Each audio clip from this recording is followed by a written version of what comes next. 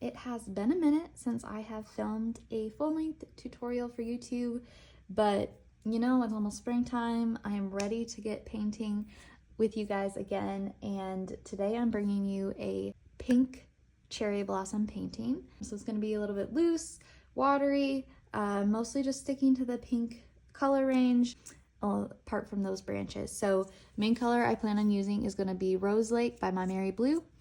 Definitely going to add in a little bit of red for some of those flowers, and then I plan to mostly use a mixture of burnt umber and carbon black for those branches. So that's mostly what I'm going to be using for paint colors. You can adjust to the closest color ranges you have in your palette. You don't need to buy anything new for this painting. I would hope you have a pink or at least a red that you can water down to use for this. The brush I'm going to be using today is Princeton Heritage Series size 6. It's my favorite brush. I use it in almost every painting that I've ever made. So let's get started with our color mixing. I am going to get some water into that pink well. For this one, I'm going to start with the flowers and then go in with the branches. Sometimes, depending on what look you're going for, you can start with the branches or the stems for your flowers.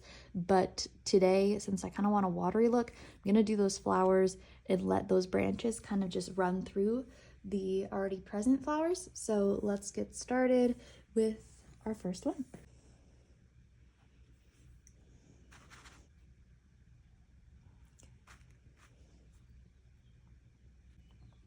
And shape-wise, cherry blossoms have about 5 petals, but Google told me that it varies depending on what variety they are, but we're gonna do kind of the illusion of about 5. They don't all have to be facing us in the perspective, so you don't have to show exactly 5 petals for each flower.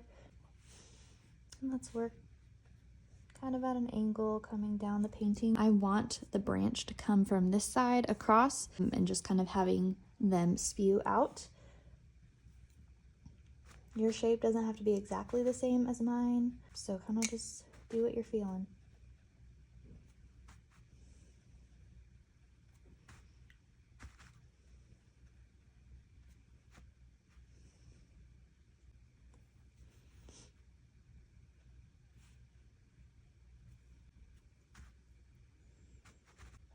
I've talked about this before, but something you don't get with the short length tutorials that I post and that anyone posts is the amount of times that you go back to the water and the paper towel. It's like constant, at least with my painting style. I feel like I'm always wetting my brush and going back, but I'm gonna pause right there and go in with some of that brown. So burnt umber. Looks like there's a little bit of green on top of here just from my last paintings, but that's okay. It's still within that earthy range, so it'll look fine. While this one's still wet, I'm gonna cut some of that branch right through. Come out. Using a different water cup for this, because you don't want that kind of brownish color too much in the pink, at least for my main flowers. There we go. Picked a spot about a third down on the left for that main branch to come out, but feel free to switch that up for your painting.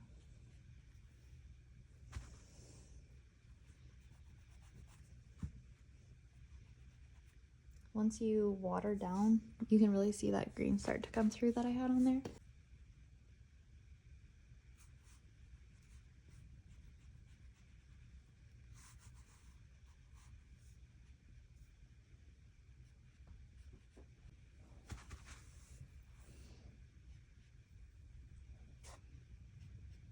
Using a little bit of black.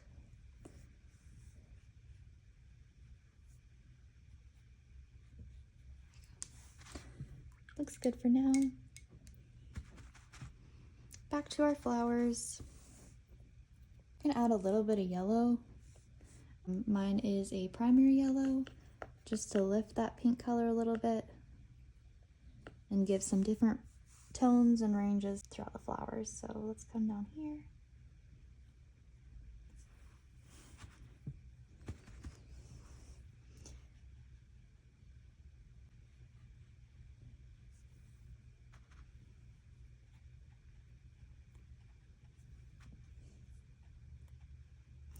You want to mix up your water to paint ratio for some of these petals so that it's not just boring to look at. I'm gonna bring some more of that yellowy pink color up here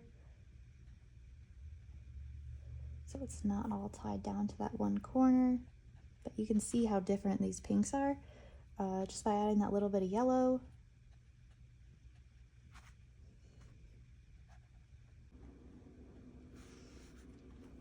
Towards the tip of the branches, I'm going to add some more that are just barely in bloom, maybe not the full flower, just to give the illusion of some partial blooms. And while this little corner is still wet, you're going to do the same thing, go back in with that brown, mixture of brown and maybe a little black.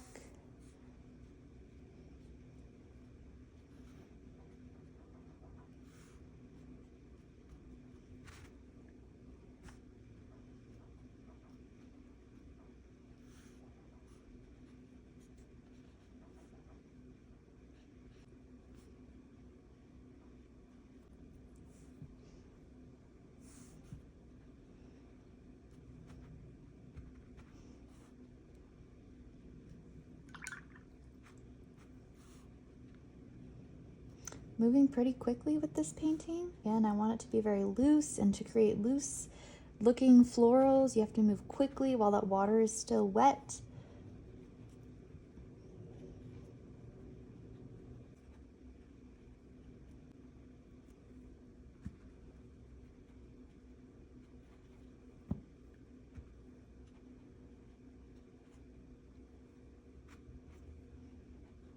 It's a little bit watery over here. You can kind of see that that's probably going to dry with some lines. So I'm going through picking up some of that excess water. And then I'm going to go through with mostly paint, a little bit of water in my brush, but I already know there's water here. So I'm just going to go through, let that blend into the already present water. And I think I'm going to add some splatter down here. Going to move on to this branch.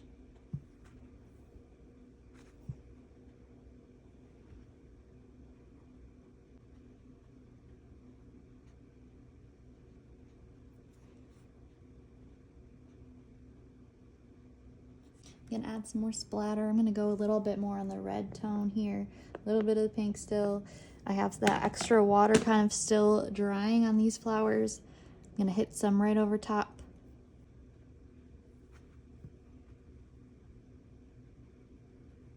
Sometimes when too many colors mix, depending on what the pigment is made of, it can make the water look a little bit more grainy. So right here, I can kind of start to tell the texture changes a little bit.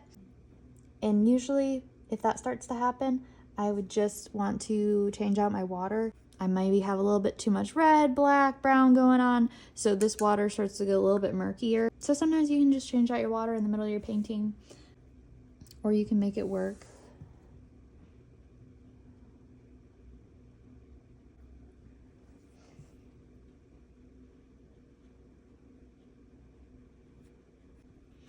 Let's work our way up into this corner. I want the bulk of the flowers to be kind of over here. So let's work on that.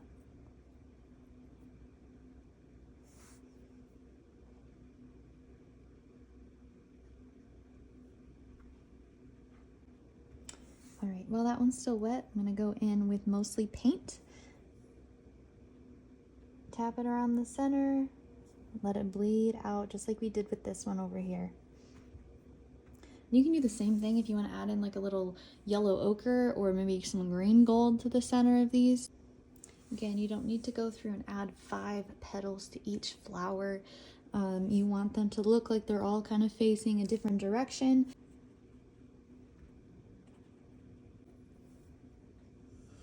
Gonna add another branch up here, poking up the top.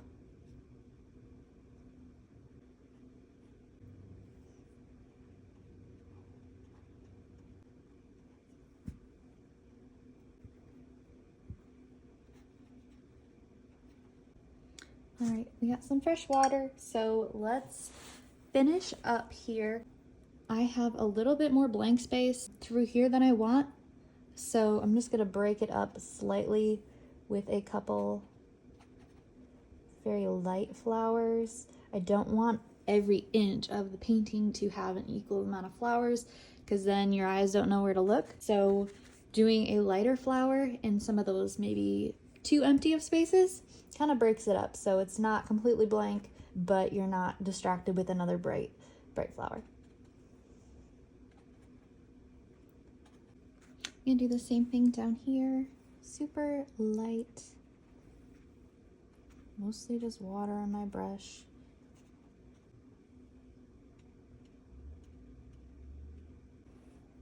I'd like a little bit more branch to be showing, so I am going to add a second branch kind of down here,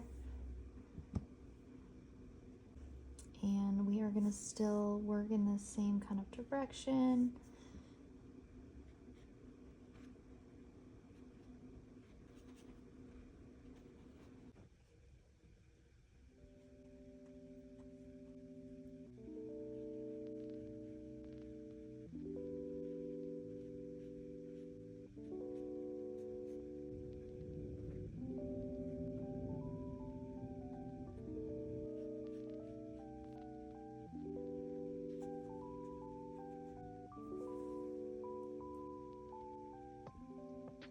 And we are finished. I'm happy with it. This is probably a good place to stop. This is one of those types of paintings that you could let yourself keep going on and on, adding little flowers and trying to perfect all the little details, but that is not what watercolor is about. And at a certain point, you want to leave some blank space. Thank you so much for joining for this painting. I hope you enjoy your result as much as I do, and I will see you in the next one.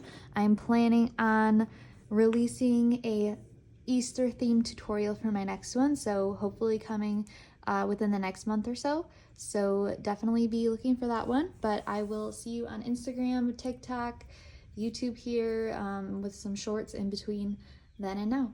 I'll see you next time.